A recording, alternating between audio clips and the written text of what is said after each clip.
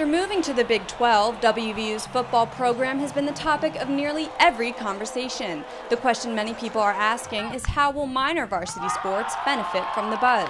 I think like soccer had to join like a totally different conference, like the MAC, I think. So obviously it's going to complicate stuff for them, but I think as a whole it's better for our whole athletic program.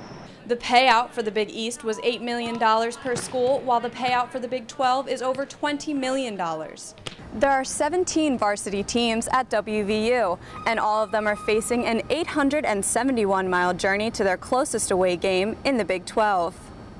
The extra traveling not only affects the players, but also the fans. But the women's volleyball coach, Jill Kramer, says she isn't worried. The great thing about West Virginia is that there are WVU grads all over the country, right? They don't just stay here in West Virginia, so I really feel like everywhere we go, we're still going to have some fans in the stands, and I'm happy with that. Although some fans prefer one sport over another, they're looking forward to seeing every team excel in the Big 12. I think they're all important. I think a lot of times some of the other sports get left out. Everybody focuses on football, but I think they all deserve their spot. Players and fans agree the switch will ultimately benefit all teams.